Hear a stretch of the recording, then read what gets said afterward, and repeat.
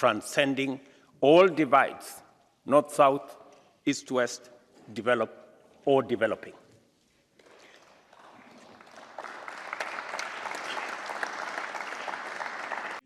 Welcome to Candid Africa, truthful and unapologetic. Africa currently mines 25% of the world's bauxite, yet exports almost all of it in raw material. If Africa's renewable energy potential were deployed to smelt currently mined bauxite into aluminium, we could save millions of tons of CO2 equivalent and generate hundreds of thousands of jobs in our continent. And aluminium is just one example of many. Green steel is another. Not to mention Africa's significant global deposits of critical minerals, or our potential to produce sustainable fuels.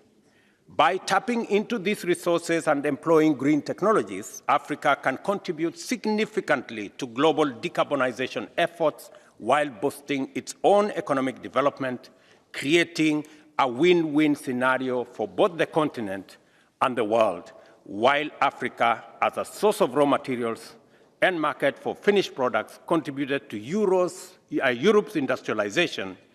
There has been tremendous growth in technology and capital. It is, ladies and gentlemen, I request, it is the turn for Europe to deploy their technologies and capital to now unlock the huge green energy resources to drive green industrialization using the natural resource endowments in the continent, global green products and services, create jobs, and at the same time, decarbonize Europe and global growth.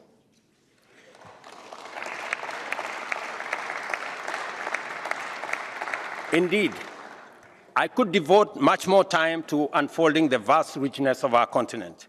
Yet, the path to realizing Africa's full potential is paved with significant challenges. Let's consider some sobering facts. In the last 2 decades, global investments in renewable energy soared to an impressive $3 trillion US. But only a fraction of this, $60 billion US, or just 2%, found its way to Africa, despite our enormous potential and urgent energy needs. A critical obstacle in this journey is the prohibitive high cost of capital. Private investors are demanding high premiums, in great part on perceived risks. Consequently, we are burdened with borrowing costs at least 5 times higher than those of advanced economies, creating a vicious cycle of debt. This disparity not only hinders our progress, but also makes any meaningful development financing unattainable.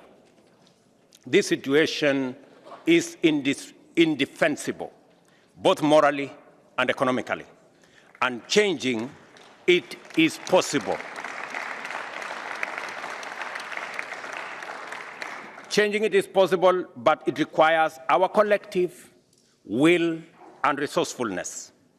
Above all, it requires new forms of cooperation that are based on mutually beneficial strategies. Europe has been an ally and a partner to Africa for many years, encompassing a broad spectrum of initiatives that are very important for our continent, from economic cooperation that fosters trade and investment, to the vital steps taken in energy and climate change through initiatives like the Africa-EU Energy Partnership, and we are making very steady progress in that direction. Our collective efforts in peace and security, notably supported by the African Peace Facility, have been influential in promoting stability across the continent. In education and research, programs like Erasmus+ have opened new horizons for our youth, while joint efforts in health have underscored the importance of robust health systems. We are working together on migration management, focusing on issues such as combating human trafficking and addressing the root cause of irregular migration. And initiatives such as the Global Gateway have the possibility to open new avenues for cooperation. But we can, and we must do more. Above all, we must remain alert to the risk of conflict, as tensions and disagreements can escalate rapidly with far-reaching and costly consequences. The conflict in the heart of Europe, something unimaginable in the 21st century, underscores this reality. In the face of such challenges, the role of Kenya as a stable democracy and an anchor state for peace and security in the region becomes increasingly significant. As the Africa Union mission in Somalia is concluding, Kenya as a frontline state will continue our support and collaboration with the government in Somalia to fight against terrorism. This ongoing commitment is crucial for maintaining regional stability, and we count on the EU bilateral support for our efforts in this regard. In another part of the world, the situation in Haiti highlights the global nature of security challenges. Grounded in United Nations resolutions, multinational security support mission will need some 5,000 men and women to address the challenge posed by armed gangs, estimated to be around 9,000. Currently, about 8 countries, including Kenya, are willing to contribute their forces to Haiti, but there is a clear need for assurance of international support.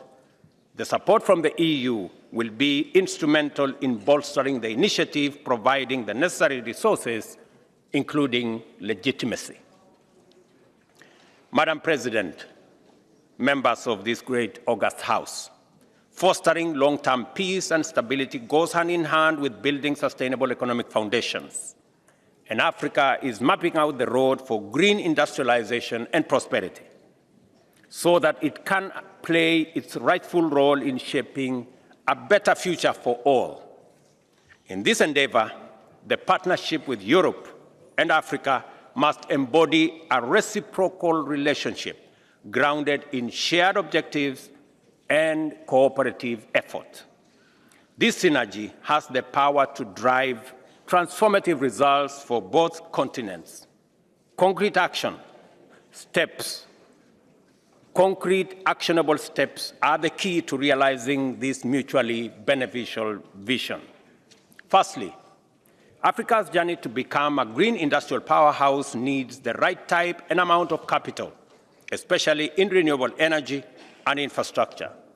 Such investment could catapult Africa to a future where energy access is universal by 2030, simultaneously slashing emissions from energy generation in Africa by 80%. Secondly, there is a necessary complement to capital: market access. In fact, one of the biggest contributions that EU can make to both addressing poverty in Africa and achieving global climate goals is through its demand for green products and services, including for carbon credits. There we have it. That has been our candid speech for today.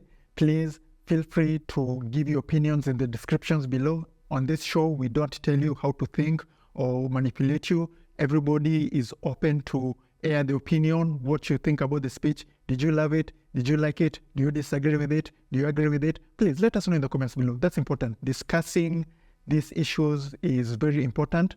So now with that said, please make sure to like, subscribe, and hit the notification bell. Share this video with friends and family. It's the best way for YouTube to spread this video further, okay? So it's been me, Mikey Mushi from Tunacheki.